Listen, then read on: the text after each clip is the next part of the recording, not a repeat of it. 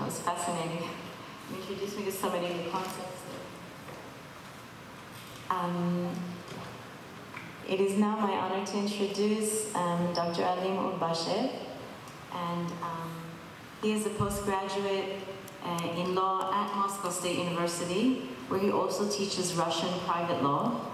And his PhD dissertation deals with the codification of civil law in Israel.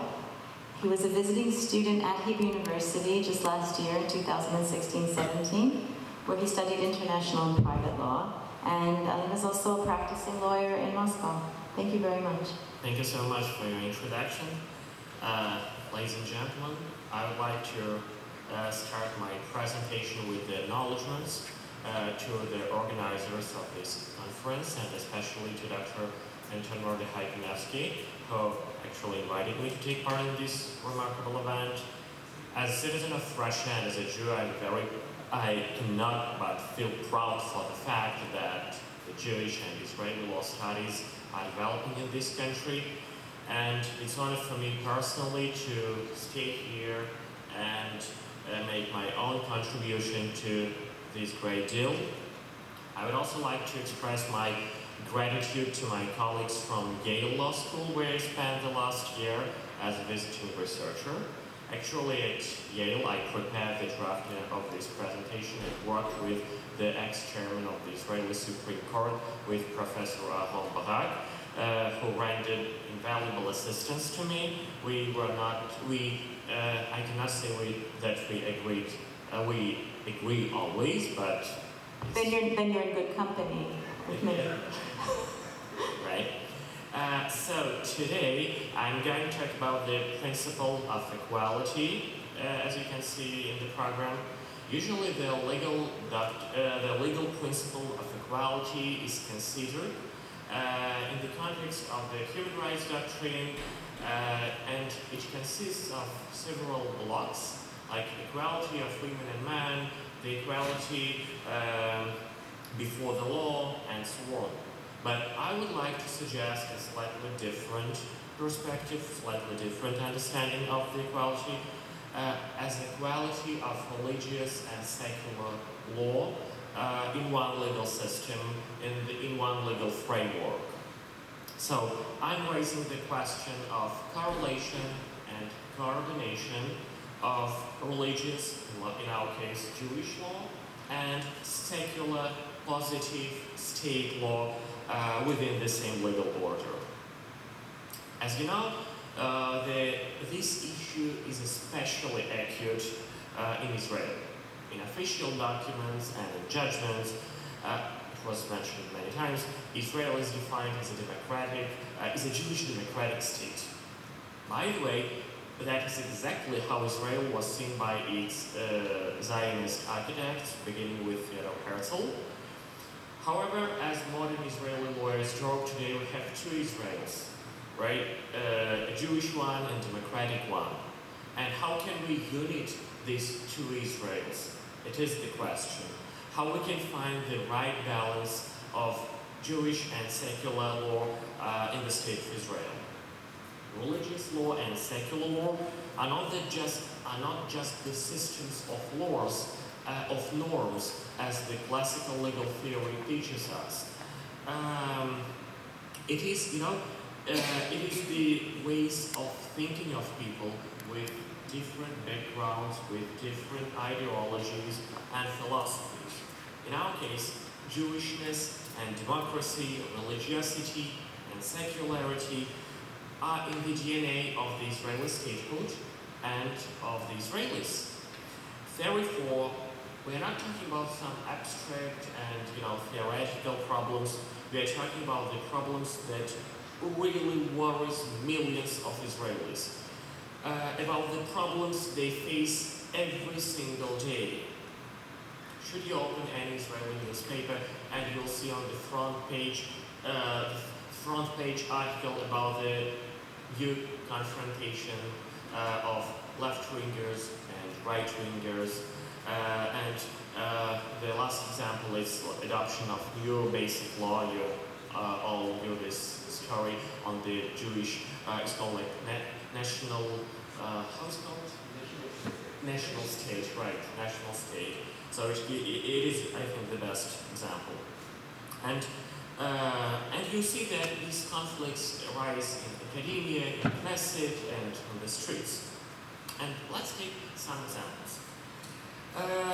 The recent case, not recent, but generally, right? The case of soldier Azaria. It was really a very famous case in Israel, who was accused of killing a Palestinian. At first glance, it's a regular case, and it didn't differ from the thousands of other cases that were resolved in Israeli courts, in Israeli criminal courts. However, in the context, in the context of Arab-Israeli or Palestinian-Israeli, conflict, the Azari case acquired a socio-political significance. Many Israelis were very critical on the sentence of the Supreme Court of Israel, finding it too left and contrary to the laws of Halacha. Let's look at another example, totally another example. In the 60s, the Israeli Supreme Court ruled in favor of a passenger who, it's a civil case, who requested a compensation for health damage caused on the ship. By awarding the compensation, Moshe Zilber also referred, he was judging this trial, also referred to the laws of Halacha, emphasizing that the justice is the value of Jewish law. Meanwhile, judges Wittkohn and Landau disagreed with him, and in their dissent opinions, objected. And they wrote, attention, although Judge Zilberg was essentially right, he did not have to refer to Halacha, since the dispute was completely regulated by the rules of secular law. So, there are two examples of two completely different cases. Azari case and this case from 60s. It would seem that these stories have nothing common, but actually except for one thing. These arouse the questions of the applicability of Jewish law. And in both cases, majority of judges came to the conclusion against its applicability. Where does this judicial logic lead to? Certain and very significant part of the population is losing confidence in judges and its reality in Israel, even when fair and lawful decisions are made. Thus, there is a crisis of legitimacy of the judicial power and recognition of the authority of the courts in society. In my opinion, courts should more actively appeal to the Jewish law and Halacha. Formation of laws, Chok Yesodot HaMishpat formally allows it, right? And the wisdom of the Jewish law will additionally ensure the depth and argumentation of the judgments. Of course, one cannot avoid situations when secular and religious law directly contradict each other. But then secular law should take precedence, in my opinion. But even in this case, it would be necessary for judges to substantiate in detail their own logic for choosing secular law, so the decision should not be formalistic. The application of religious law should be cautious and balanced, taking into account the actual social condition. More active application of religious law will not change the democratic nature of Israel, I'm sure. For comparison, English and American courts often refer to precedents of the 18th, 19th centuries, and in those old decisions, judicial decisions, we can see direct references to the Bible. And also God is mentioned there. Can we say that this makes England or America less democratic countries, less liberal countries? Surely not.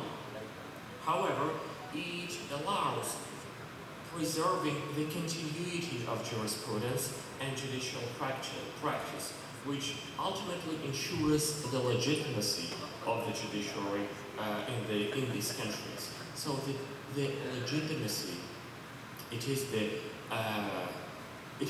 main problem, it is the main question in this situation.